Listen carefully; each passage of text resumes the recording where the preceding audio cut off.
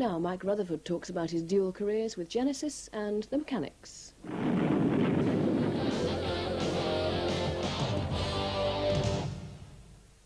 Well, we've done this for the last 9–10 years.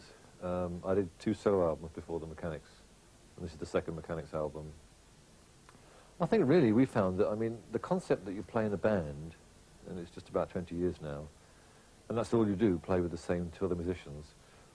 In a way, it's a bit unhealthy, actually, if that's all you do. And we found after a period of time that it was kind of necessary to branch out a little bit.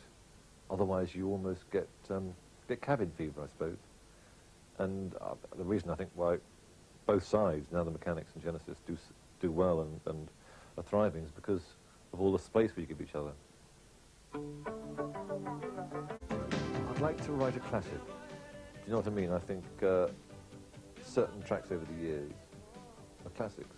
The Kinks, You Really Got Me. Some of the Stones ones, Honky Tonk Woman, 10cc, I'm Not in Love. Yeah, there's songs that will always kind of last in a way. And I think I've done it yet. Maybe The Living Years might be one. We'll wait and see. The reason I called it Mike and the Mechanics was to get away from Mike Rutherford from Genesis. And initially everyone objected. They said it's not going to sell and you've got to put your name on it. And I said, well, if I don't put my name on it, people will judge it fresh as a new group and new music with no preconceived ideas. And it worked. I mean, maybe it was a tough start, but I think it paid off. And I still meet people who say, you're Mike from Mike and the Mechanics. They haven't made the connection yet, which is great. So in a way, just by changing the name, you distance yourself from the past, which is fantastic.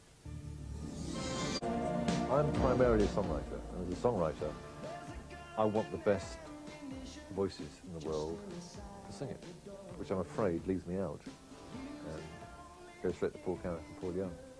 You have dabbled with singing in the past, Yeah, I haven't have you? dabbled, and having dabbled on a solo album, I decided that it was not for me.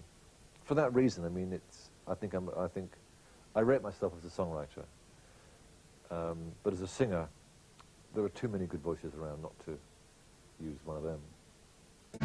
But I don't feel Genesis have yet recorded what I call the album. Really? Like A Dark Side of the Moon or something. I don't feel we have. No, none of us feel that, I don't think. Maybe we never will. Maybe when we do, we either won't know it or then it'll be time to stop. But I'm searching that a lot. I mean, I feel Genesis have got a lot to do, and that's 20 years on. The Mechanics have got even more to do. And I've got a lot more songs to write. And I mean, it's not an effort, it's something you couldn't stop me if you tried. So I guess that's why I still do it. Success with Mike and the Mechanics. He's been in Genesis for over 20 years. When we caught up with Mike, we asked him what his motivation has been over the last 20 years. Well, we've done this for the last 9–10 years. I did 2 solo albums before the Mechanics, and this is the second Mechanics album.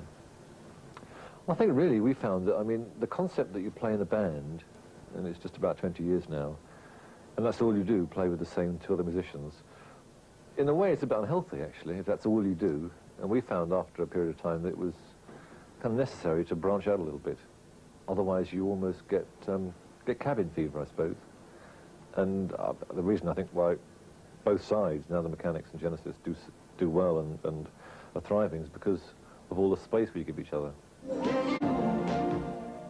And how difficult or how easy is it to separate your solo music from that of Genesis? Inevitably, there's some crossover, I suppose, between them.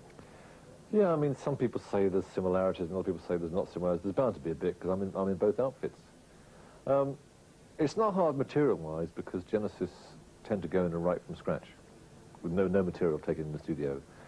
And the Mechanics, I write all the stuff before with B.A. Robertson and Chris Neal. And why B.A. Robertson and Chris Neal? What's the history of that sort of development? Because on the face of it, it seems a bit curious. It does. Probably why it works. Before the Mechanics thing, I started trying to write songs. I thought I'm going to write songs for other people, and I was given a list of songwriters by my publisher, of people who might be good to work with. And top of the list was Brian, B.A. And I never got past him. We met and we got on very well, and we kind of got a good musical relationship going. And the fact that, B.A. is known as the guy who did Cool for the Caftan and some of those sort of semi-humorous songs, and a TV presenter, a bit of a funny man. Doesn't stop the fact that as a writer, he's very talented, and we get on very well.